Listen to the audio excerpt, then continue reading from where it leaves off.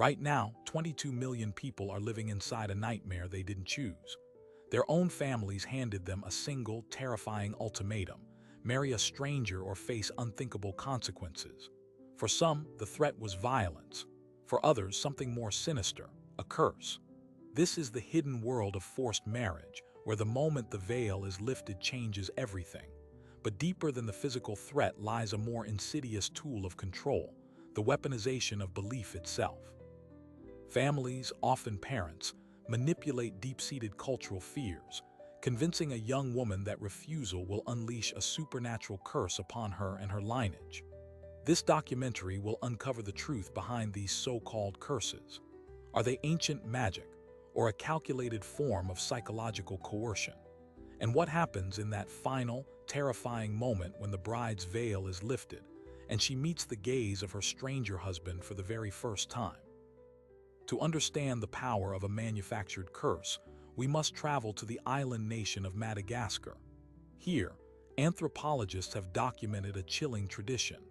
Young girls are told by their own families that if they refuse an arranged marriage, an ancestral curse will befall them, bringing sickness, barrenness, or death to their lineage. This isn't a vague superstition, it's a precise psychological weapon. The family, often loving in every other aspect, becomes the source of both the threat and the only perceived salvation. The girl is trapped in a nightmare where disobedience isn't just rebellion, it's existential annihilation. This framework is replicated across continents with different costumes. In rural areas of India, the curse is often written in the stars. A girl born under the inauspicious Manglik dosha, an astrological alignment, is believed to be cursed to bring early widowhood or disaster upon her husband. The solution: a ritualistic first marriage to a tree, or sometimes a clay pot, to absorb the curse before she can be given to a human groom. The ceremony is performed, the tree is symbolically cut down, and the curse is considered broken. But the real breaking point is psychological. Her own birth is framed as a flaw that must be surgically removed by marriage. The transaction often goes deeper than superstition. In many communities, marriage is a critical economic and social contract. A daughter might be promised to settle a family debt, to forge an alliance between clans, or to secure property rights. The curse narrative provides a moral and spiritual cover for what is, at its core, a brutal negotiation. The veil itself is part of this theater. Historically, in arranged marriages across the Middle East and South Asia, the bride's face was covered until the ceremony's climax. This ensured the groom could not back out based on her appearance, and it maximized the dramatic, irreversible moment of revelation. Now, meet Anya, a pseudonym for a real woman from a conservative community in South Asia. Her story begins not with a stranger, but with a beloved father. At 17, Anya was a bright student with dreams of university, but her father's business was failing. A debt was owed to a powerful local family. The proposed solution was not a payment plan, but a marriage. Anya would wed the creditor's son, a man a decade older whom she had never met. When she protested, her father did not shout. He wept. He spoke of honor, of the family's survival, and then, his voice dropping to a whisper, he invoked the family's patron saint. He said if she broke this sacred agreement, the saint's protection would lift. Misfortune would follow her, and more painfully, her younger siblings, forever. This is the central engine of the coercion, the transfer of guilt. The victim is made to bear the emotional responsibility for the well-being of everyone she loves. Her choice is no longer about her own life, but about whether she will be the cause of her family's ruin. The threat of violence is real, but the threat of eternal shame and spiritual damnation is often far more paralyzing. Researchers note that over half of all coercions involve these kinds of emotional threats and psychological abuse. The line between cultural tradition and psychological torture blurs. For 3 months, Anya lived in a silent prison within her own home. The wedding plans proceeded around her. She was measured for a dress she didn't choose. The indigo veil, heavy with embroidery, was selected. Its purpose was no longer modesty but containment. On the morning of the ceremony, her mother helped her dress. As she adjusted the veil, her mother whispered the final, devastating instruction. Do not lift this until he is your husband. Do not speak. Do not let him see your fear. The curse only falls if you refuse. Once you are his, the danger passes. The veil became both her shroud and her supposed shield. The ceremony was a haze of incense and muffled sound. Anya could see only shadows and light through the intricate weave of her veil. She could hear the officiant's chant, the gathered crowd, the voice of the stranger groom as he recited his vows. Her own voice, when required to give consent, was a ghost of a sound. Inside, a war raged. Every instinct screamed to run, to tear the cloth from her face and flee. But the implanted fear was stronger. Images of her younger sister falling ill, her father's business collapsing, all because of her selfishness, played in a relentless loop. This internal paralysis is the captor's ultimate victory. The moment approached. In their tradition, the groom lifts the veil at the very end, symbolizing the transition from unknown to known, from separate to united. The stranger, now her legal husband, stood before her. The crowd fell silent in anticipation. He reached out. His fingers brushed the fabric near her temple. This was the point of no return. Once her face was revealed, the marriage was consummated in the eyes of the community, regardless of what happened later. There was no going back. But what did the groom see in that moment? And what did Anya see in his eyes? Was it triumph, indifference, curiosity, or perhaps a flicker of his own unease? The mythology of the curse primes everyone for a revelation, a monstrous visage, a mark of the devil. The reality is almost always more ordinary and therefore more tragic. The curse was never on her face. The curse was the system that brought them both to this altar. As his hand tightened on the veil, Anya's story, and millions like it, reached its terrifying pivot point. What happens when the fabric falls away, and two strangers, bound by fear and folklore, are left staring at the terrifying reality of their joined future? The answer changes everything. The fabric slid away.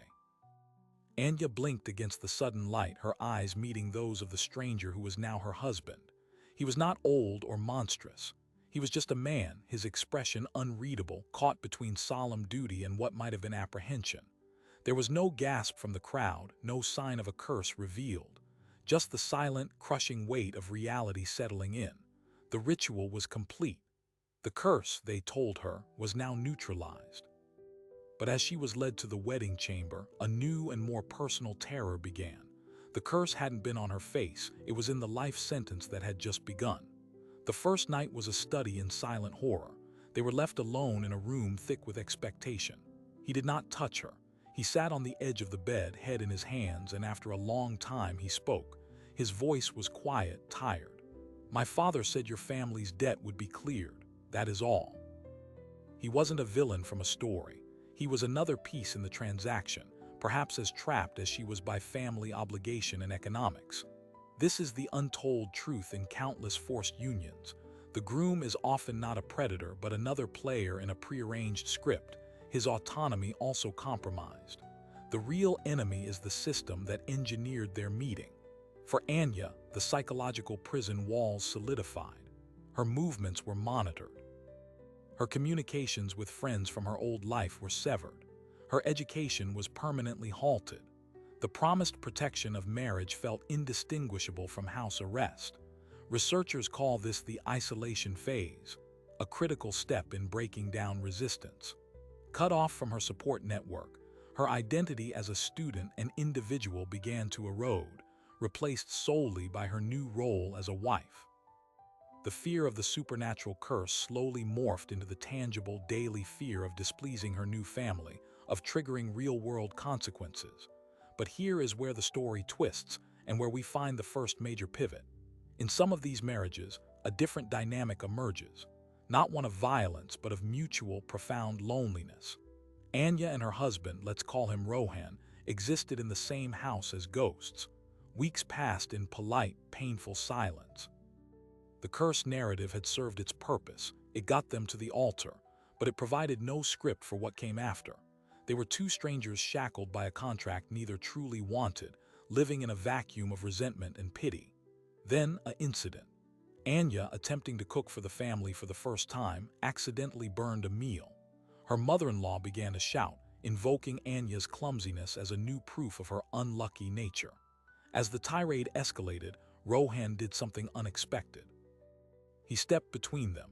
In a calm voice, he said, "It was my fault. I distracted her." It was a small, calculated lie, but in that moment the binary roles of oppressor and victim blurred. He was not her savior, but he was also not her jailer. He was a fellow inmate navigating the same oppressive rules. This fragile, unspoken alliance became their secret lifeline. They began to communicate in glances, in small acts of quiet solidarity. He would bring her books from the market, hiding them from his parents. She would cover for him when he wanted time alone. A desperate, platonic camaraderie formed in the shadows of their enforced marriage. This phenomenon is documented by support groups. Sometimes, the greatest surprise is not the monster behind the veil, but the unexpected ally found in the shared cage. Yet, this alliance was built on sand. It could not change the legal and social structures that bound them. It was a ceasefire, not a peace treaty.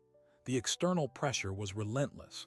The families expected a pregnancy, the ultimate seal on the transaction. Every month that passed without conception became a fresh source of scrutiny and whispered accusations. The curse narrative was reactivated, this time targeting her fertility. Anya's mother-in-law suggested rituals, painful herbal treatments, all framing Anya's body as defective, as the source of failing the bargain. The psychological warfare entered a new phase. The goal was no longer just compliance, but the production of an heir to cement the alliance permanently. Anya, in the privacy of the room she shared with Rohan, finally broke. The silent tears became heaving sobs of sheer despair. To her shock, Rohan didn't leave or tell her to be quiet. He sat beside her, and then he told his own story. His family's business was also failing. Marrying her and clearing her father's debt had brought her father's clients to his family's side. His choice was between marrying a stranger or watching his own parents lose everything they'd built. His curse wasn't supernatural. It was financial ruin and filial shame. Two different curses, engineered by their families, had collided to create their shared prison. This confession changed everything. The enemy was no longer the person in the room, but the machinery outside it. They began to strategize not as prisoner and guard, but as co-conspirators. Could they run? The risks were astronomical. They would be ostracized, hunted, and would bring utter disgrace upon both families. The debt might fall back on Anya's father, potentially destroying him. The social and economic hooks were deep, but staying meant a lifetime of this performative, empty existence, likely culminating in bringing a child into the same cycle. They were caught between the intolerable and the impossible. Then an external catalyst. Anya's younger sister, the one she feared cursing, managed to send a secret message. She was now 17 and the family was beginning to discuss her marriage prospects. The cycle was poised to repeat. For Anya, this was the breaking point. Her submission had not protected her sister. It had merely normalized the practice. Her fear had bought time, but not freedom. The real curse, she realized, was not something that could be lifted by a ritual. It was intergenerational, a self-replicating virus of fear and economic coercion. Anya and Rohan made a desperate plan. It would require stealing documents, saving minuscule amounts of money from household allowances, and finding an outside contact they could trust less than zero. Their goal was not a romantic escape together, but a mutual, pragmatic unbinding. They sought a way to annul the marriage in a distant city, to create a story of separation that would allow both families to save face while secretly freeing them both. It was a plan built on thread and hope, but the system they were up against had centuries of reinforcement. As they began their delicate, dangerous preparations, a new and more formidable obstacle emerged. It wasn't family suspicion. It was the law itself. In their jurisdiction, and in many around the world, the legal pathways for annulling a consummated marriage, especially one involving complex familial agreements and debts, were a labyrinth designed to preserve the union, not dissolve it. They needed proof of force, of fraud, proof that was locked inside the private, whispered threats of their families, with no witnesses but themselves. Just as they thought they found a possible legal opening, the ground shifted beneath them. Anya missed her period. The very event their families had been demanding now threatened to detonate their fragile plan. A child would create a permanent biological bond, an irrevocable tether to each other and to the families they sought to escape. The pregnancy test, a modern object in their ancient dilemma, became the ultimate arbiter of their fate. As they waited for the result, the walls of their gilded cage seemed to contract around them. The two strangers, bound first by curse, then by contract, then by secret alliance, now faced a binding force of unimaginable power. The next 3 minutes would determine the trajectory of the rest of their lives. The test was positive. In the sterile light of the bathroom, the two lines on the plastic stick felt less like a medical result and more like a final, unbreakable chain. Anya stared, her hope for a clean escape evaporating. Rohan sat on the tiled floor, his head against the wall. The child they had never planned for, never desired together, became the ultimate leverage for the families and the ultimate obstacle to freedom. Their pragmatic alliance fractured under the weight of this new reality. He saw a son, an heir to please his parents, a reason to accept their fate. She saw a new hostage, a life condemned to the same cycle before it even drew breath. The family's reaction was a wave of oppressive celebration. Anya was suddenly precious, her every move monitored for the health of the heir. The curse narrative was completely inverted. She was now the blessed vessel. The pressure to perform happiness, to become the perfect expectant mother for a family she loathed, was its own fresh hell. Their secret plan, already fragile, now seemed like a childish fantasy. How could they run with a pregnant woman? Where would they go? The system, it seemed, had outmaneuvered them with biology. But then, the twist. In the 7th week of the pregnancy, Anya experienced severe cramping and bleeding. Rushed to a clinic, they received the diagnosis, an ectopic pregnancy. The embryo was implanted in a fallopian tube, non-viable and life-threatening. Emergency surgery was required.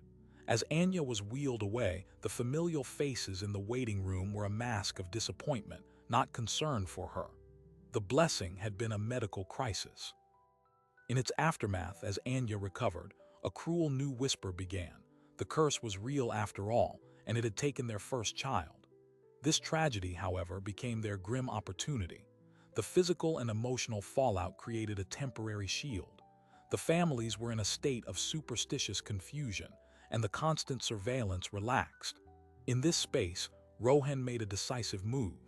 He contacted a cousin in a distant city who worked for a women's rights NGO. It was a colossal risk. Trusting a relative could backfire spectacularly. But the cousin, a woman named Priya, was not what they expected. She was a secret activist within the family network. She listened, and then she delivered a bombshell. Priya had access to databases and networks. She did some digging into the original debt, the foundational stone of their marriage. What she found changed everything. The debt had been significantly exaggerated. Worse, it appeared payments from Anya's father had been made but not properly credited. A deliberate obfuscation, possibly orchestrated by Rohan's own uncle to force the advantageous marriage alliance. The entire premise of their union, the economic necessity that had justified the coercion to both of them, was built on a lie. They weren't just victims of tradition, they were victims of fraud. This was the wait, it gets worse moment. The curse was fiction. The debt was a manipulation. Their entire suffering was predicated on a financial sleight of hand. Rage replaced despair. This information was the weapon they lacked. Priya advised them, gather evidence. She guided Rohan on how to discreetly access old ledgers, record conversations with his uncle under the guise of understanding the family business. Anya, from her sickbed, used her phone to document every veiled threat, every mention of the curse from her mother-in-law. They were building a case, but the system fought back. Rohan's uncle grew suspicious of his sudden interest in old accounts. Anya's father, when subtly questioned, broke down and admitted he knew the numbers were flexible but felt powerless to challenge his creditors. He had chosen to sacrifice his daughter's future to maintain his standing and protect his business, a choice made from fear, not malice. This revelation was a different kind of blow for Anya. Her father, the man who invoked the saint, was a coward, not a monster. The betrayal was somehow more intimate. With Priya's remote guidance, they formulated a new, audacious plan. They wouldn't run. They would blow the system open from within. They would use the evidence of fraud and coercion to demand a formal annulment from a religious council, threatening to take the financial fraud evidence to the police if the families resisted. It was a nuclear option. It would publicly humiliate both families, likely cause a permanent rift, and could have violent repercussions. They were no longer seeking a quiet exit. They were declaring war on the machinery that built their cage. The night before they planned to present their ultimatum, the final, most personal twist occurred. Rohan found Anya on the balcony, looking at the stars. She turned to him and said, "If we do this, there is no us afterward. We both know that. This alliance was for survival. Once we're free, we owe each other nothing." He nodded, the truth of it settling between them. Their bond, forged in shared trauma, was not love. It was a desperate pact between two prisoners. Their goal was mutual liberation, not a future together. This clarity was both heartbreaking and empowering.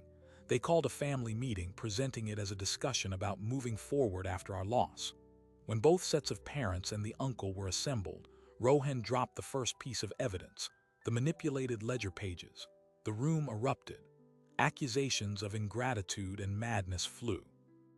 Then Anya played the audio recording of her mother-in-law hissing about the family curse. The color drained from the woman's face. Finally, they presented their demand, a joint petition to the religious council for annulment on grounds of coercion and fraud, or the police would receive the financial evidence and the recordings. The chaos was instantaneous. The uncle blustered about ruined reputations. Anya's father wept, but the power dynamic had irrevocably shifted. They had weaponized the system's own secrets against it. The families, terrified of public scandal and legal entanglement, were backed into a corner.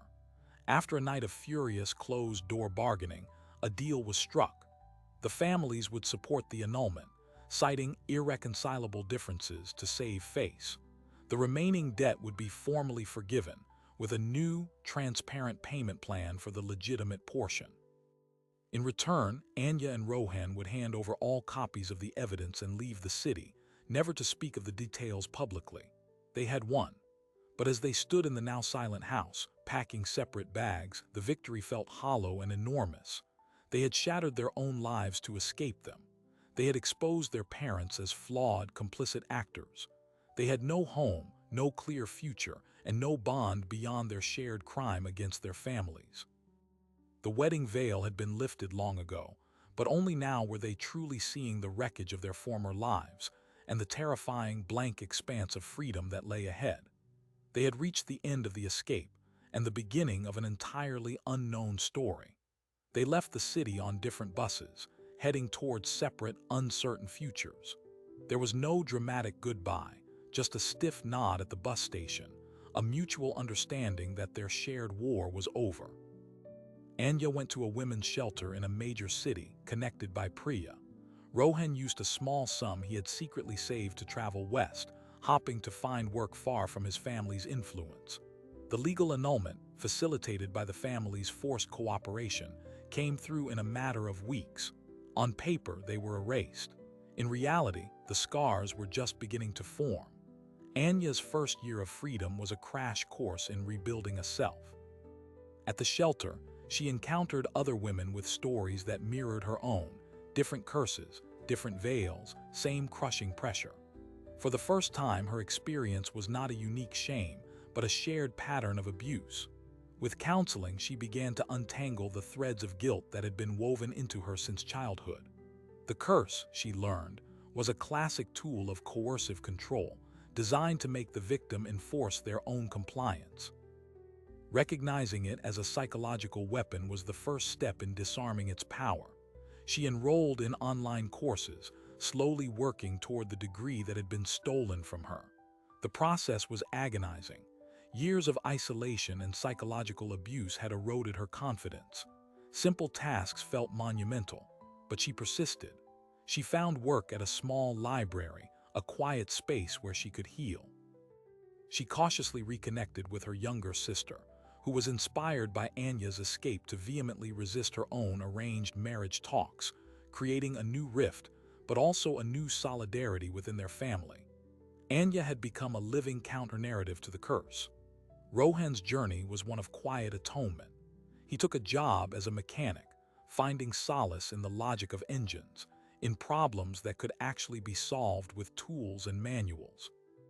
He lived frugally, sending anonymous monthly payments to a women's education charity, a private penance for his role in the system, even as a coerced participant. He avoided relationships, the very concept of marriage now poisoned for him. His freedom was lonely, but it was his. He had broken the cycle of expectation for his own potential future sons, a legacy he held onto tightly. The fallout within their families was profound and complex. Publicly, the story was of a tragic, childless marriage that dissolved amicably. Privately, the families were fractured. Rohan's uncle was quietly sidelined in the family business after the financial discrepancies were discovered by other relatives. The manipulation had cost him his standing. Anya's parents lived with a mixture of shame and defensive justification. Her father's business survived, but his relationship with his daughters was forever altered. The system had punished them back, not with curses, but with loss of trust and respect. 5 years after the annulment, our documentary team tracked down both Anya and Rohan, now living completely separate lives hundreds of miles apart. Anya, now 27, had completed her degree in social work. She worked for a non-governmental organization that provides legal and psychological aid to women and girls at risk of forced marriage. She uses her story, carefully anonymized, as a tool to show others that the curse is a lie and that escape, while brutally difficult, is possible. She never wears a veil. Rohan, 32, had started his own small auto repair shop. He was engaged to a woman he met through work, a relationship built on gradual, equal friendship with no family intermediation. He told her his history early on. When asked about Anya, he is reflective. "We were comrades in a prison we did not build. I hope she has found peace. I bear no ill will, only a hope that she is well." There is no romance in their story, only a profound, mutual respect born of surviving the same shipwreck. This brings us to the final, surprising detail. While researching this documentary, we discovered a ripple effect in their original community. The scandal, though hushed, had a chilling effect on the blatant use of fraudulent debt to force marriages. Several other potential alliances were scrutinized more carefully by wary families. Furthermore, Anya's younger sister, now a university graduate, became a local point of contact for girls seeking advice, creating an underground network of resistance. The curse narrative, once an ironclad tool, was beginning to lose its power in that specific locale because two people had the audacity to lift the veil on the truth behind it. The story of the stranger and the cursed bride ultimately reframes the entire mythology. The moment the veil is lifted is not about revealing a monstrous face, but about revealing the monstrous system hiding behind tradition. The real curse was never supernatural. It was the intergenerational transmission of fear, the economic exploitation disguised as honor, and the psychological imprisonment crafted by those who claim to love you most. Anya and Rohan's journey shows that breaking the curse does not require magic. It requires the terrifying courage to question the unquestionable, to weaponize truth against manipulation, and to accept that sometimes liberation means walking alone into an unknown future, carrying the wounds of the past but free from its chains. Theirs is not a fairy tale romance. It is a testament to the human spirit's resilience, a map drawn in scars showing that even the most ancient, fearsome prisons can be escaped. Their separate lives, now whole on their own terms, stand as the final answer to the question posed at the altar. What happens when the veil lifts? You see the truth. And sometimes, if you are brave enough, you walk away from it into the light. So, what does it truly mean to break a curse? The story of Anya and Rohan is one thread in a vast, dark tapestry. Remember the number from the very beginning, 22 million. That is the scale of the reality behind the sensational clickbait.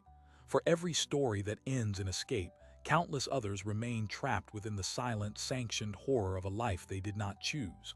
The curses take many forms: a Manglik dosha in a star chart, a family saint's withdrawn favor, the threat of ancestral ghosts, the promise of poverty or social exile.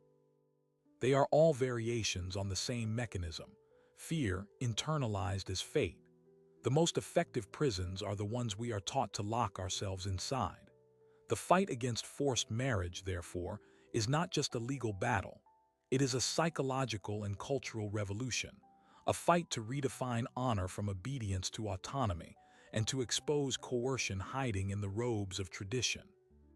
This documentary leaves you with a lingering question, one that extends far beyond distant villages or unfamiliar customs. Where in our own societies, in our own families, do we enforce compliance with subtler, more modern curses? The threat of disinheritance, of disownment, of being labeled ungrateful or unnatural for choosing a different path. The architecture of control may look different, but the blueprint of emotional coercion is hauntingly similar. The courage to lift the veil, to see the system clearly and then to reject its false choices, remains one of the most radical human acts. It is a courage that demands support. If this story resonated with you, consider it a lens. Look deeper into the headlines, the family gossip, the traditions accepted without question. Be the person who questions the curse. Thank you for watching. If you want to see more documentaries that pull back the veil on hidden human stories, subscribe now. Your support allows us to keep searching for the truth, no matter how well it's hidden.